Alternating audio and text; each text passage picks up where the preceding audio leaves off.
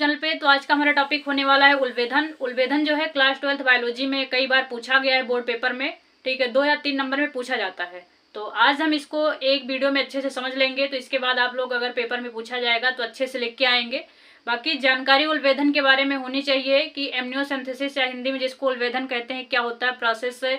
अगर कोई भी बच्चा माँ के पेट में है, ठीक है, तो उसे कौन सा विकार है या कौन सा रोग है, कौन सी बीमारी हो सकती है, इसका पता हम पेट में रहते ही कैसे लगा सकते हैं, उस सब के बारे में हम लोग चर्चा करेंगे।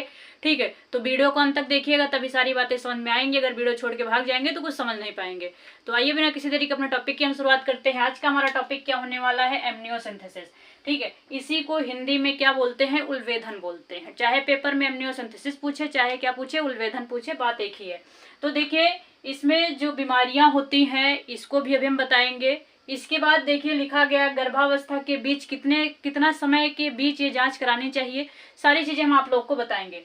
तो सबसे पहले देखिए एमनियोसिंथेसिस क्या है। उल्वेधन एक ऐसी तकनीक है, ठीक है, इसी को हम क्या कहते हैं, उल्वेधन भी कहते हैं, जिसके अंतर्गत माता की गर्भ से एमनियोटिक द्रव का कुछ भाग सिरिंज द्वारा बाहर निकाला जाता है। मतलब माँ के गर्भ में अगर कोई भी बच्चा होता है तो बच्चे के चारों तरफ एक एमनियोटिक द्रव भरा होता है, ठीक है, उसी द्रव को क्या होता है, सिरिंज मतलब इंजेक्शन के माध्यम से हल्का सा निकाला जाता है।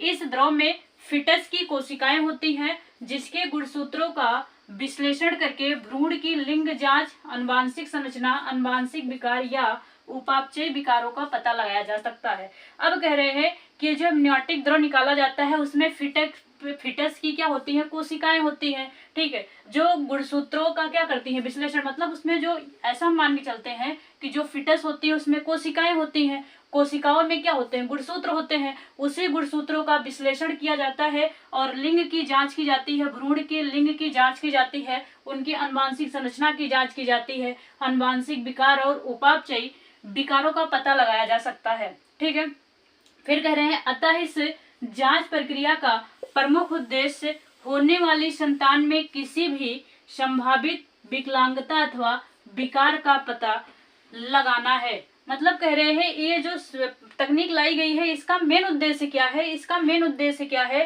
कि जो भी विकलांगता अगर आने वाली संतानों में अगर मान लीजिए पिछली पीढ़ी में कोई भी रोग है तो उसका हम पता, जैसे मान लीजिए क्या लिखा गया है, डाउन सिंड्रोम है या थैलेसीमिया है, सिकल सेल एनीमिया पुराने पीढ़ियों में चली आ रही है, तो आगे वाली पीढ़ियों में होगा या नहीं होगा, तो वही कह रहे हैं उसी का हम पता लगा सकते हैं, गर्भ में ही लगा सकते हैं। ठीक है, इसके बाद कह रहे हैं विकारों का पता लगाना है, इससे माता के गर्भपात कराने का अधिकार मिल सके। ठीक है, जिससे माता को गर्भपात कराने का अधिकार मिल सके।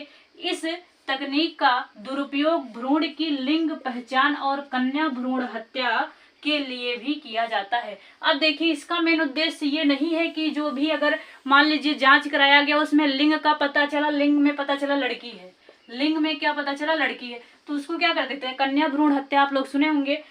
उसका मेन उद्देश्य इसका कन्या भ्रूण हत्या का नहीं है, इसका मेन उद्देश्य ये है कि जो आने वाली पीढ़ियां हैं उसमें जो विकलांगता अथवा विकार जो बच्चों में होगा उसका पता लगाया जा सके, मेन उद्देश्य उसका ये था। लेकिन आज आने वाले समय में क्या होता था कि तकनीक का दुरुपयोग करके भ्रूण की जांच में कौन सा लड़का है या लड़की है, लिंग की पहचान किया जाता था और कन्या भ्रूण हत्या के लिए भी किया जाता है। लेकिन जो ये गैर कानूनी है, सरकार ने इस पर फिलहाल रोक भी लगा दी है। ठीक है, तो देखिए अब ये प्रोसेस होता है, अगर आप लोग इंटर में हैं तो ऐसे लिख के आएंगे। ठीक है, इसके बाद देखिए एमनियोसिंथेसिस जो होता है इसमें जो बीमारियां होती हैं, कौन कौन सी बीमारियों का हम पता लगा सकते हैं। पहला है डाउन सिंड्रोम। डाउन सिंड्रोम क्या होता है, बच्चे के मानसिक एवं शारीरिक विकास की समस्या होती है। ठीक है, डाउन सिंड्रोम क्या होता है, मानसिक एवं शारीरिक विकास की समस्या होती है। डाउन सिंड्रोम, इससे एमनियोसिंथेसिस से हम डाउन सिंड्रोम का भी पता लगा सकते हैं। इसके बाद थैलेसीमिया। थैलेसीमिया कौन सी बीमारी है, ब्लड से जुड़ी आनुवांशिक बीमारी होती है जिसको थैलेसीमिया बोलते हैं। इसके बाद हम सिकल सेल एनीमिया, एक रोग होता है जिसमें आरबीसी की असामान्य बनावट, मतलब आरबीसी अत्यधिक बढ़ जाती है, उसे क्या कहते हैं, सिकल सेल एनीमिया, और आरबीसी किस तरह हो जाती है, हंसियाकार हो जाती है।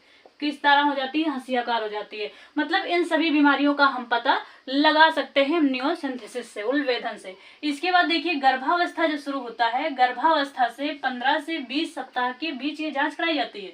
कब से याद रखेंगे, गर्भावस्था के 15 से 20 सप्ताह के बीच ये जांच कराई जाती है।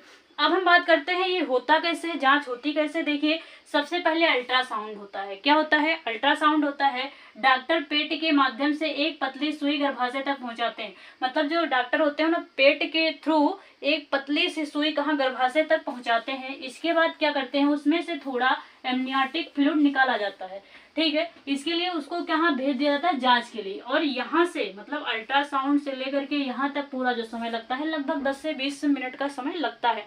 तो ये है एमनियोसेंथेसिस। ये जानकारी आप लोगों को कैसी लगी हमें कमेंट बॉक्स में कमेंट करके जरूर बताइएगा। हमारे चैनल पर जो भी स्टूडेंट नए हैं चैनल को सब्सक्राइब कर लीजिएगा, अपने दोस्तों में शेयर कर लीजिएगा। फिर ऐसे ही कल एक महत्वपूर्ण टॉपिक के साथ उपस्थित होंगे। तब तक के लिए थैंक यू सो मच।